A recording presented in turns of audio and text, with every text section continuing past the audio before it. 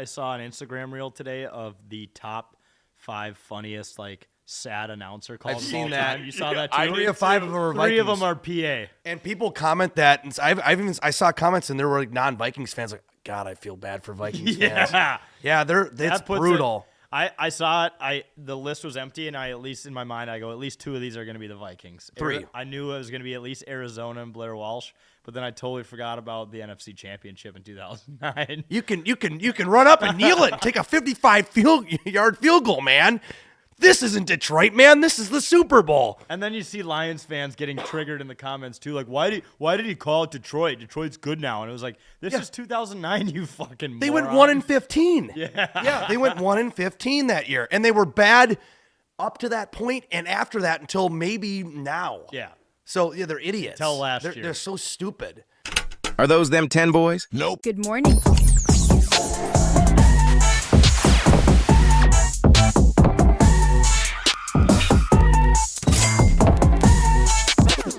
Thank you for watching. 10K TV. Ladies and gentlemen, welcome back to another episode of 10K Takes. 10K TV, presented by 10,000 Takes. My name's Bossman, joined by journalist Jake, Sarge. And, that's the way we're going to start off the show because the Vikings just scrambled us. They fucked us. They fucked us good, Sarge. Yeah. Dude, they fucked us so hard. And I literally was so fucking depressed today, man. I went to bed. After the stream, which, thanks to everyone who tuned in, it was fucking miserable. Yeah. We tried everything. We tried everything we could. I switched jerseys. We switched spots. Switched hats. Switched hats. Did everything we could, and it just wasn't working. And I was so grumpy when I got home. I drank more. I went to bed at 3 o'clock. I was so fucking mad. I'm still fucking mad, Jake. I was the same way. I was pretty heated up. I couldn't really fall asleep until 2 a.m. I didn't drink, but I probably could have. But I hadn't been this. I was saying before we recorded, I was weirdly optimistic about this. I'm becoming more pessimistic, like my dad, the older I get. And I was very optimistic for this game. I feel good about this game. And people around me were like, that scares me that you feel good about this game, because I am typically always negative. And of course, there's the games where we play shitty teams in the regular season, and I'm like, well, of course we're going to win. But in terms of a high stakes game, like a playoff game or a game like this, I haven't felt good about a game like this in maybe 3 or 4 years, or maybe since the Saints playoff game 4 or 5 years ago. And then they just it was a horrible loss. Yeah. It was awful. It's about as bad as it could have gone. But the thing is, I felt didn't you feel, I thought everything was working though. The defense did their job. Yep. Oh, fuck yeah. The offense was good until they'd get to the red zone. Yeah, the offense was good. People were kind of bitching about KOC. There were a couple questionable calls, but he was creating plays. Receivers were getting open. Yeah. And Darnold has 10 seconds to throw the football. This isn't 2020 Mike Zimmer offense where you have a second to throw the fucking football. He had time to throw the fucking football. Yeah. And he just overthrows guys. Yeah. That's what irritates me. He looked like he had a scoop of C4, 2 coffees, ketamine, a Zyn, some cocaine, ketamine, and some Coke, and no food. Because he was so goddamn jittery, and he was overthrowing everyone. He was tunnel vision on Jefferson, which, I always wonder when that happens. Is it a situation where Jefferson, he doesn't seem like the kind of guy who's going to pressure him into throwing him the ball too much. But, when these situations happen where he's just forcing it to Jettas, what influences that? Because, God, I'm sick, too, just to add to all this horse shit. One of those first and goal, or one of those first, second, third and goal, whatever, the 3 or 4 times it happened and we were in the red zone, couldn't score. Addison, wide open. Yeah. You look at the screenshot, wide open. And Darnold was looking at him. Instead, he throws it to the back of the end zone, nowhere even near Jettas. He's made good decisions all year. Yeah. Last night, it looked like Sam Darnold from the New York Jets. It did. In Carolina. And it looked like he had a moment where it was imposter syndrome, and he remembered that he was Sam Darnold. And that's scary. And that's why it's so being we have this sample size of him playing like that and having that reputation of being that guy that just throws like that in Carolina, in New York, That's why it comes up with the question of, can we trust him going into another playoff game with high implications, or was this just a bad game for Darnold? We won't know. He's had bad games before, though. But this wasn't. But his bad games weren't nearly like this. Well, no, in his bad games, he threw like 4 interceptions. Right, but I still feel like he still threw touchdowns and hit wide open receivers. Yeah. I think that this was why I say like he didn't throw any interceptions, but I think he couldn't throw any interceptions because he was throwing it well over everybody. He couldn't throw it to their players either. I know. So that's what I'm saying. That's what I'm worried is like, can we trust him in the playoffs now? Was this just a bad game, or does he kind of revert back to this old version of Sam Darnold that I was worried about seeing going into the season, why I was heavily against signing him? Are we going to see that against LA, which are going to be throwing all stops at us with Sean McVay and Matt Stafford, Puka Nacua, Cooper Kupp? I don't know. I hope it was just a bad game. I really do, but my instincts are thinking this is what we're going to see out of Darnold. He can't be this bad, but like, I don't know. I don't know if you can recover from that. I don't know, man. I think I can officially say I was wrong about Sam Darnold. I was saying that to myself. I was telling like Zane about that. I'm like, the guy, I'm fully on board with this guy. I was kind of getting it, like I was finally kind of coming around on him, like really hardcore, like Sam Darnold, like our Red Rocket, let's go. Like he is doing things that we couldn't even fathom him doing. Because I think a lot of people were like, maybe we can get 10 wins. And I'm like, that's ridiculous. But I'm like, you know what? He's doing things even beyond the good coaching of KOC. And then he does that. And you're like, wait a minute. And someone points out, the guy's been on 4 teams and he's only 27. And I'm like, oh. And then he does that. And you're like, oh, shit. And you kind of go all the way back to just where I was back in March when we got rid of Kirk and we signed Darnold. And I'm kind of now back to that. I'm like, I just regressed 10 months. I'm coming around. So I wouldn't panic on that yet. If he turtles this game, then you're absolutely allowed to have that take. I get that. I get it. Maybe I am overreacting, but the thing is, I'm trying to think of like what else happened in that game that was not on him that was the reason why we lost. And the Will Reichard snap hook was not good. But like, and kicking it out of bounds is tough. Moronic. I don't understand that. The only thing I can pinpoint is Van Ginkel missing that interception, but that's not on him to get. That's more of an opportunity. That's an opportunity loss. I'm just trying to think back because like going for it on 4th, we've done that all year. We made those plays all year. That's a Kevin O'Connell system. Like, I will say though, being first and goal like 2 or 3 different times and throwing almost every single time. No, I know. When Aaron Jones was running well, when he was running for 5 or 6, I don't know why. I think they ran it one time, and then like I just rewatched the Pace interception. Incredible, right? Yeah.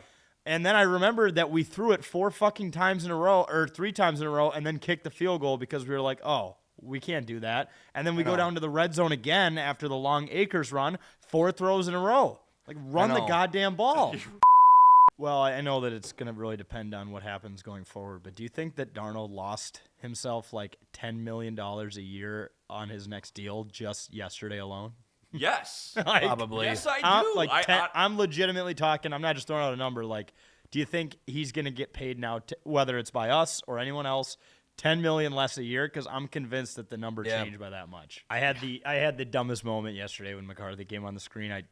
Adam Oz was sitting right in front of me, and I was like, I don't like that he's wearing that leg brace. And Adam's like, well, he has to. He's recovering from the surgery. I'm like, and now that tells me the recovery's not going well. And he goes, well, Tiger wears a leg brace. I'm like, Tiger doesn't have a leg anymore. Yeah, dude. Can you see him? He can barely walk. Like, I don't like seeing leg braces anymore because I think of Tiger Woods. Also, too, I'm sorry for all the people who were ripping on us from last week about being worried about Will Reichard. Are you worried now? Dude, he's the only person to worry about? I was worried about him after a few weeks when he was playing well because people were like, we found her a kicker. You can't say that. You in can't Minnesota. say that, dude. You can't. Not here. Because I think it's a mental thing. It doesn't matter how good he is. Like he's faltering, and it's like a mental thing of like, oh, Minnesota kickers go to die. So it's like it gets in his head, and he literally snap hooks a kickoff. Yeah. And it's like it's not looking good. It's like he's Blair Walshing himself. It's the worst penalty you can take, and he took it at the worst time. When Detroit had less than a minute, a timeout, you just gave them all they needed to do at that point was basically just get 40 yards, and they get a free 3 points. No, it was like 20. It was like 20 yards. Yeah. They got like yeah, you're right because it starts at the 40.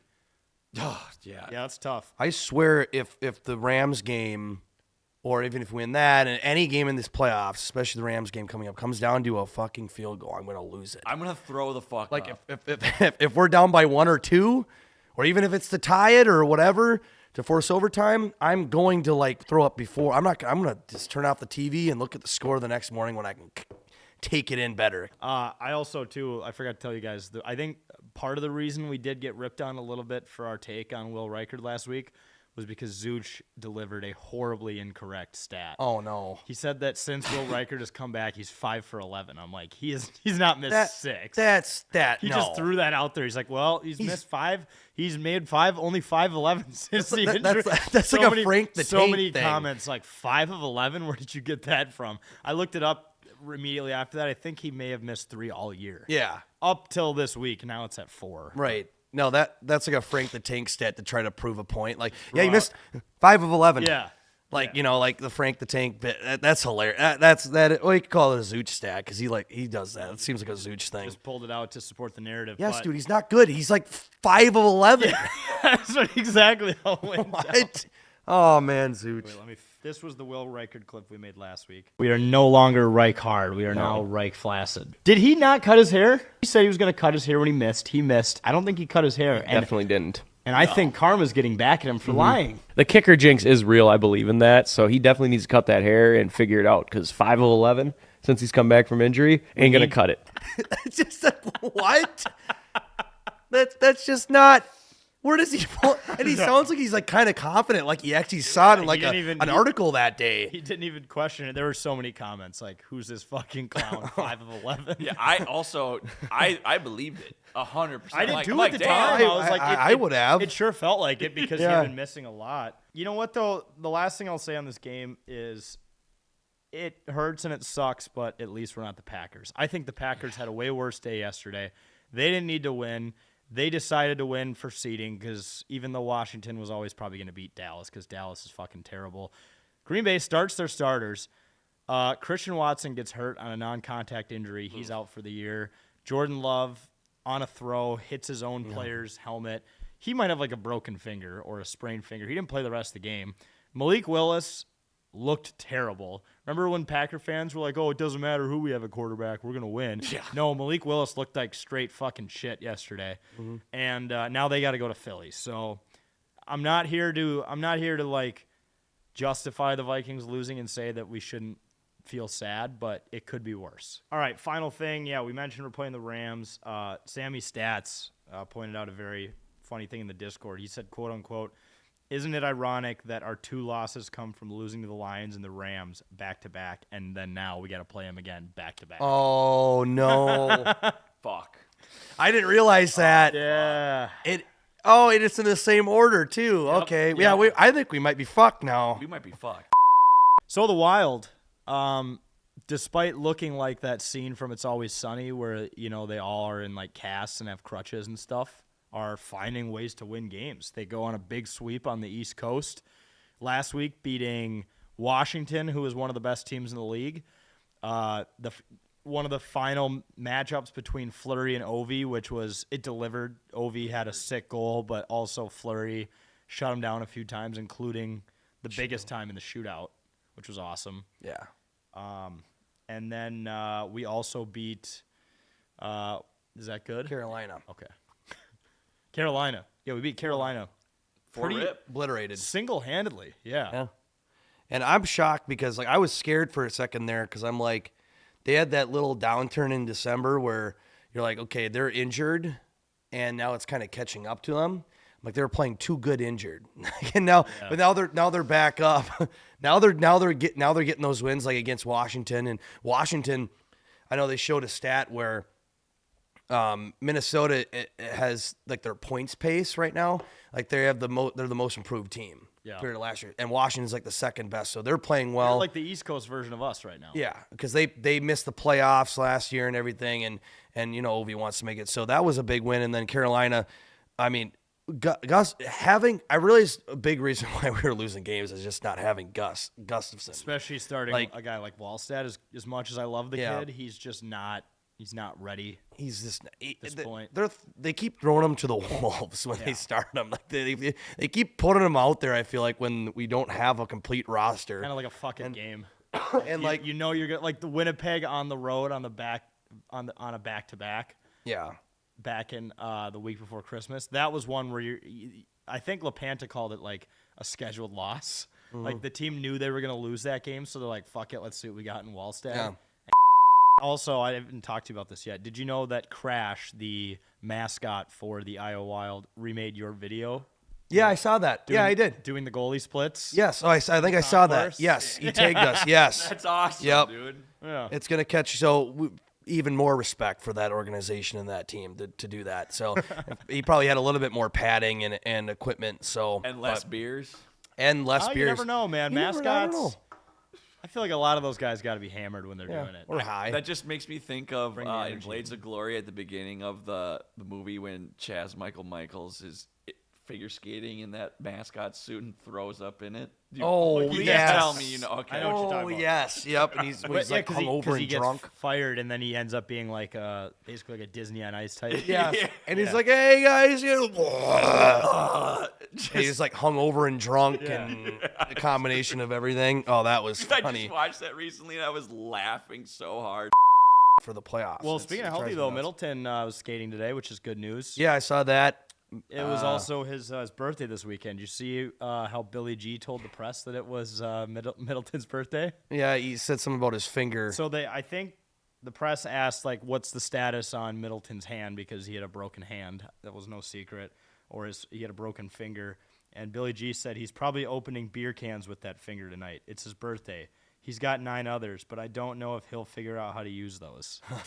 No other GM, maybe in sports, would talk about their player like that. Just the sacred bond between a GM and his player, and the fact that Billy just comes out and says it like that is just. I mean, we've already said it 100 times that he's the man, but he is somehow more of the man Yeah, than he was before. I'm just worried that he revealed his injury.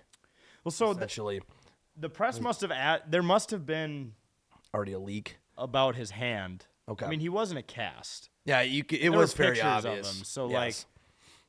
yeah, I don't know, but It was very obvious. I guess that's fine then, but still, I think no other GM is going to say that. No other GM is going to say, give a shout out to a bar in Nashville during a draft. Right. You know, that's just like Bill. That's what Bill Guerin does. So yeah. Upcoming opponents. The day after you listen to this game will have already happened, but we're recording this Monday. The Blues, the Avs, the Sharks, and the Knights. So Ooh. it's a good balance. I'd say right now the Knights are probably the best team in the NHL, so that'll be a really good test on the road. I don't know when Kirill's supposed to come back. I thought he was going to the IR. Is he? That's what I read. That he could potentially be going to the IR. Fuck. And is it like football where it's like they're on there for like 21 days or like a certain I don't know how the I don't works. exactly how it works. I forgot how it works in the NHL, but he'll miss a little bit of time for sure. It's He not might the be. playoffs. I don't think it's for sure, but I thought I heard or read somewhere it could happen. You guys think any? I'm gonna knock on wood as I say this because I don't want to force evil upon anyone. But do you think there's going to be any notable players who are going to get injured in the Four Nations tournament For sure. that are going to It's miss? gonna They're going to happen. miss a Stanley Cup run. Yeah, I that think tournament? so. Ooh. I think so. When is that? It's coming up here in about a month. About a month during what would be the All-Star break. Oh shit. Four Nations Cup. Yep. Yeah. Oh yeah, someone's doing It's something. like Sweden, Finland, U.S., Canada, right? You guys remember how like Drew Doughty got hurt in the preseason? Like, Oh yeah, he hasn't played out all this year. Yeah. He hasn't played yet. Which sucks. Like, just think. I mean, that's probably worse than getting injured in Four Nations. But the timing of Four Nations is unfortunate because the playoffs start pretty much 2 months after that Playoffs. tournament. Ladies and gentlemen, if you do not know us, 10,000 Takes, we have our own beer. It's pretty damn cool, isn't it? We partnered with Elm Creek Brewing to brew this delicious drink, Captain's Patch. It is a raspberry lemon shandy. And if you go to captainspatch.com, you plug in your zip code, you can find out all the places near you where it's sold at. And if you're a big Wild fan or you go to a concert or PWHL Frost, you can go to the XL Energy Center in section 105, 113, and also C13 if you're a fancy pants on the club level. So captainspatch.com. You can get it at Burger Mo's if you're down in downtown St. Paul. You can get it at a lot of different liquor stores across the state of Minnesota. And guess what? If you plug in your zip code and it's not there yet, bug the shit out of us. I know we're trying to get it in Mankato. We're trying to get it more up north. We're really trying to push to get it in more places, so we need your help to do it. Tell your local liquor store to get Captain's Patch. All right, final thing I have is Zeev Boyum, first-round pick by the Wild, current member of Denver, looked really good in the World Juniors, which we did win, by the way. Woo! That's some positive news. Yeah, USA. We now have back-to-back World War champs, and we're also back-to-back World Junior champs. Yep. So add that to the resume. But Zeev Boyum made an incredible pass up the seam to create the breakaway goal in OT against, I think it was Finland last night. Mm-hmm. So saucer pass. It was sick. Yeah. That was nice. He's a badass. He's going to be stellar here. I mean, well, we can start saying he's going to be a bust when we know he's not going to be a bust. Ooh. Just so we can say that Reverse jinx. Zeev Boyum's not a bust or whatever. So Yeah, I like that. we can just do it because I didn't think. He's one. I mean, we talked about it earlier. He's 100% going to be playing for the team in April. Yeah. That's what I mean. Not like anyone, at least at this table, was rooting for Denver, but we need Denver to get eliminated like early in the tournament, Yeah. so we can have them as long as possible. Mm-hmm. Yep, I think Just like we did with Faber. with Faber, yes. So hopefully the Gophers can play Denver in the first round, and then it'll be kind of just a nice little treat for us. You know, Gophers win, move on, and we get Zeev Boyum.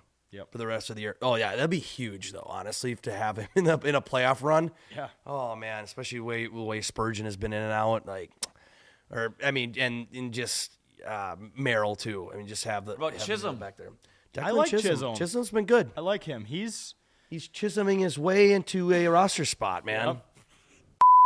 Yep. Final segment, basketball. You don't need to talk Playing about it. basketball.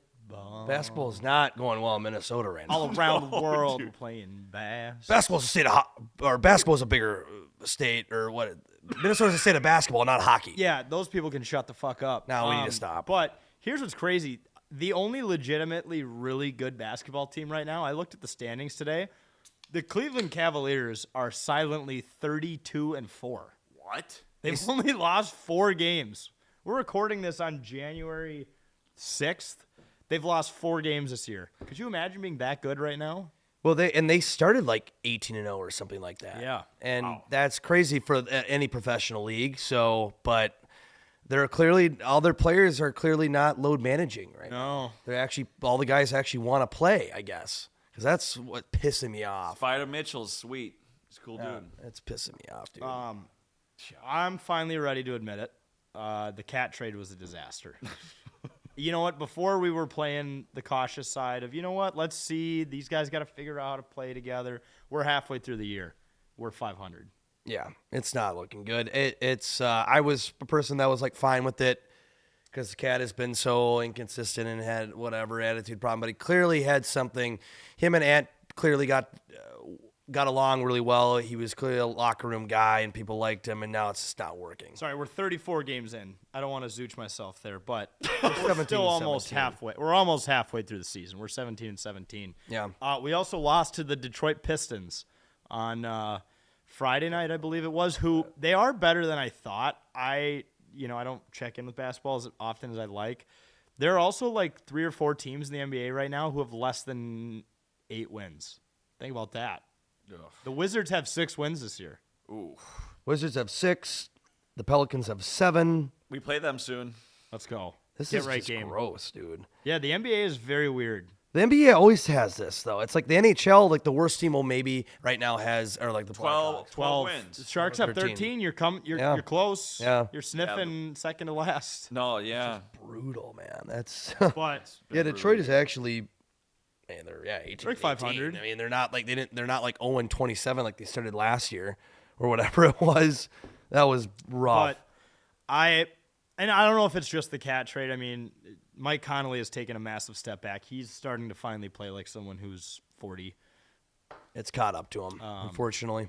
It was funny because Oz was like, yeah, my wife actually, she teaches at the school that Mike Conley's kid goes to. And I immediately just go, does she talk shit about the kid's dad to him and be like, you need to play better and you need to shoot better threes? Have you guys seen the movie Airplane? Of course. You know when the little kid goes up to Kareem Abdul-Jabbar and talks about how his dad just bitches about him all the time? That's kind of what I pictured. But yeah, dude, yeah, it's I don't know, man. I tuned in to the Celtics game and at start, and then we were just hucking up threes. And I don't know, maybe I'm old school, but dude, what happened to dunking? Dunking is so fucking cool, and we just are abandoning it. We just huck up threes all game, and it's just not fun for me to watch. Thanks Steph Curry for that one. Yeah, but Changed the that game was of basketball. cool. I know. That's cool. We can't make them. They just changed the way the game is of like those Golden State teams are that we're gonna launch up deep threes and. Here's a stat from the game against the Pistons via John Krasinski. Anthony Edwards with a career-high 53 points. Hell yeah. He was 10 for 15 from 3, and Yeah, the that's rest sick. of the team was 6 for 35. Oh wow. Body language for the group was about as noticeable as it's been all season. Very little energy. I actually don't know which game this was specifically. 2 days ago. That was against the Pistons, I That think. was the Pistons game. That's a tough stat. That's brutal. 6 for what? 30? And my 35? Ant might seriously want out after this season. I'm a dude. little nervous about Dude, it. I was saying that he might want to get traded, and that will we're done again for the next Burn 20 it down years. and restart. Yep, we're down again for the next 20 years, and you literally have the best thing that has happened to basketball in general in decades, and he's on our team, and he might be just out. Anyone got anything? Dude, There's just nothing else. This just fucking sucks, man. Like, how did this happen? Poor Age. Shout out to Age at the stream at the end. that's So we were already down in the dumps that the Vikings just took a shit at midfield. But he's like, of course, the year that I go in on not season tickets, but he bought like a 10-game Pass. package. 10-game pass. And for the game tonight, And then- he couldn't even sell his tickets. Last year, those tickets would have man. been swooped up Yep. in a second. Oh, Immediately, and for a profit, too. Yeah. And he sits in the upper deck too, and he was like, I can't go to the game tomorrow night. I'm like, why don't you just sell him? He goes, I fucking can. No one wants him. That's rough, man. That's just, hell for That's a like fan. buying a stock super high and then it just crashes. And you're trying to sell it. and you can't even sell it because it's not worth anything. Exactly. No one cares. They're kind of back to just normal Wolves 2015. Yeah. All right. I need to ask you guys a serious question. Let's say we got free tickets. Someone gave us free tickets. Would you take them? Yeah. Well, it depends on where they're sitting, but I probably will go. See, I'm in the same boat. If I'm in the upper I deck, hate upper deck at Target Center. I really dude, do. It's bad. It's scary. Unless you're in like really the bad. first level like we Yeah. were for Game Yes. 6 last year That's against fine. the Nuggets. Otherwise, I don't know. This time of year for sure, because what else is there to do?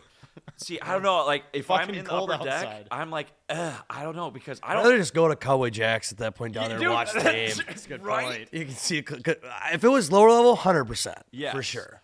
But we're talking Aegis seats. He said they were up there. I'm like, Yeah, see, we're debating them even whether or not we're going to take them dude. for free. He's trying to sell these Age is seats. such a beauty. He was Oh man, midway through, or at the start of the fourth quarter, he was already talking about Monday Night Raw. He's like, I've moved on from the Vikings. I'm on to Raw now. he's a big wrestling dude, guy. that's fucking sweet. I want to go. I've seen midget wrestling, and it's electric. The I actually Wolves have a game. solution for the Timberwolves. Dude, is it have to do with midgets? Kind of. Okay. Maybe. Let's get weird with the halftime shows. At this point, Midget basketball. if the product on the court during the 4 quarters of the game isn't going to be good enough, let's pick up that extra slack with halftime entertainment. Like, let's do midget wrestling. Let's do, remember the Blow Up Wolves guys who sing along to Total Eclipse of the Heart? Let's do more of that. I haven't seen the dude who stacks like 10 chairs on top of each other and somehow balances on all of them. That one usually makes me want to puke. Yeah, I think they've just been down. Maybe that's the reason why the Wolves aren't playing well this year is they don't have a good halftime show presence this year. By the way, I don't know. it looks like they're gonna win. As we're Yeah, recording, it's so they're gonna win. 107 to 101 we can with report 18 seconds they're left. going to win. Wow, they're going to be above 500. 18 and 17. Let's go. We're above 500. Congrats to the Wolves. And the Clippers are also above 500. We so- also do have a play-in spot. I know that Yeah. sounds depressing and it's early in the year, but they do currently hold the last play-in spot in the Western Conference Finals. Here is something crazy, though. 3 teams that are below us in the standings as it stands here Monday night. Sacramento, who was I believe, were they in the play-in tournament last year? Yeah, sure. Yeah. No, they were a 2 seed, weren't they? Or 3 seed? Yeah, because They when were the coach good. got fired. They were good. I don't know. Phoenix, who we played in the first round, they are worse than us right now. They're 16 and 18. New Orleans, as we mentioned, 7 and 29. They were definitely in the play-in tournament. Ooh, So like, it could be worse, I guess. yeah. Yeah, I don't know. We're just that if we're a playing team, I mean, for years we weren't even in the playoffs, so whatever. Yeah, we're back to normal. This should We always feel have right, those but it one-off sucks. years where Feels we like do home. this, and then that's just how away she goes. It's annoying. But. All right, folks, thank you so much for listening to another episode of 10K TV. Remember, this coming Monday against the Rams, we will be streaming in the studio live on YouTube, Twitch, Facebook, X. You can make sure to watch that stream, comment, give us your thoughts, watch our reactions. And also make sure to call into the number or send us a text at 651-300-2129 if you want us to read anything that you have to say or play your voicemail on the show. Make sure to drink Captain's Patch at the XL Energy Center, sections 105, 115, C13. Folks, thank you so much for listening and watching to another episode of 10K TV. We'll see you next week.